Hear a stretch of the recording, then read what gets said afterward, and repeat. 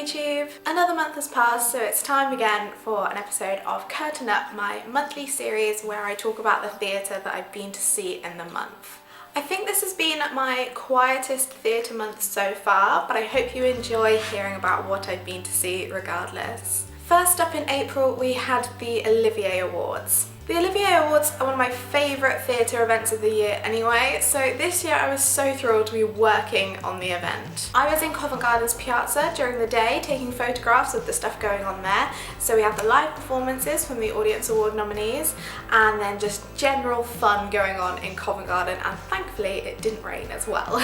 As always, it was a really great turnout for the event. I love seeing how many theatre fans come to Covent Garden to support their favourite shows, watch the performances and cheer people on. It's just so heartwarming to see that theatre is still thriving in London and people are still loving it, which is great. I'm really proud of the photos that I took on the day and I put them all into a blog post, so I will link that up here for you to go and check out. As I was working at the Olivier's, I also got to go to the after party, which was insane. I didn't take any photos or videos or anything there because it just felt wrong, and it was so incredible but so overwhelming. Everywhere you turned there was a celebrity, a big name, just someone you've admired on stage, and it was a lot to take in, but it was an incredible opportunity, definitely a career highlight, and I still have to pinch myself that it happened to me. The first show that I actually saw in April was Mrs. Henderson Presents at the Noel Coward Theatre. I'd heard quite mixed reviews about this show. I'd heard some people really enjoyed it, some people it was a bit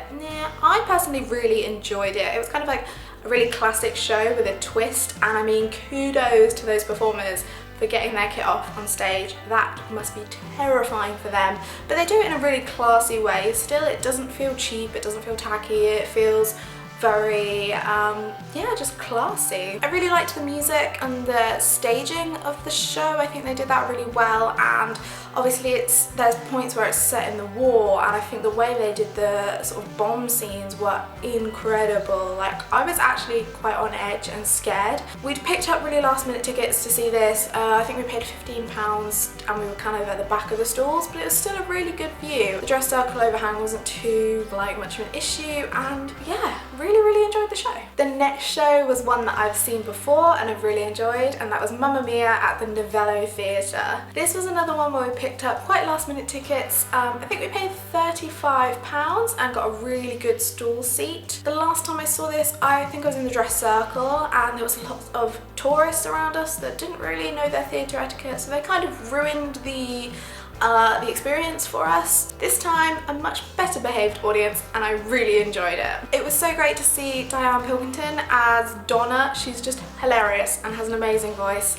And yeah, I just really enjoyed the show. I think it's a great one for everyone to see. It's not too hard to understand. Obviously, if you've seen the film before, you know what's happening. It's just fun, a bit tongue-in-cheek. And as well, Maz Murray as Tanya, she is hilarious. I want to go again just to see her in the role because of how she did it. She's just, her facial expressions and comedic timing just spot on. She's fantastic. The only bad thing about Mamma Mia is that you go and see it and then you have the song stuck in your head for about a week afterwards, and then you'll just randomly have ABBA in your head and you think, why is that there? And then you're like, oh yeah, because I saw Mamma Mia. So that's the only downside of it. Lastly this month I went to see Showboat at the New London Theatre. Unfortunately I couldn't get up to Sheffield to see this when it was at the Crucible Theatre over Christmas, so I was really glad to hear that it was transferring to London. I mean, everyone was in anticipation to hear if it was coming here. Thankfully as well, most of the original cast have stuck with it in London, which I was particularly glad about because I really wanted to see Gina Beck and Rebecca Chahern in their roles in the show. I picked up a ticket on the day to see this. I can't remember how much I spent. I know it was less than £20. I think it was either £15 or £17.50. I was sat on the side. It's an interesting layout at the New London. I've never actually been there before this trip, but it sort of curves around the stage, so I was more on the side. I'll overlay what my view was like so you can see what I mean. It does work because the cast don't perform just to the middle part of the audience. They do move around a lot, so it's like no one gets left out, everyone gets to see the show.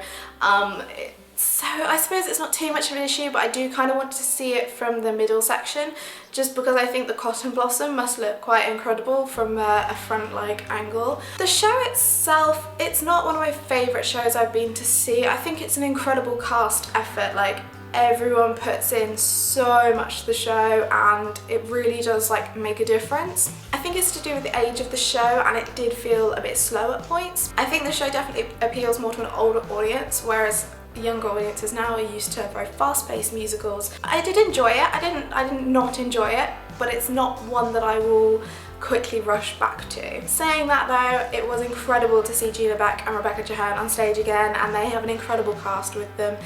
They're just two of my favourite West End performers, so to have them back in London and on the same stage together, that is a real treat. So yes, that is it for me in terms of theatre in April. It was a very quiet month, but I've had lots of stuff going on in my personal life, so that's why. I hope you enjoyed hearing about what I've been to see in April. Do let me know in the comments what you've been to see at the theatre or what you're looking forward to. Subscribe to my channel if you'd like to see more from me. I will hopefully be making more regular content soon. I hope you're all well, and I'll see you in my next video. Bye!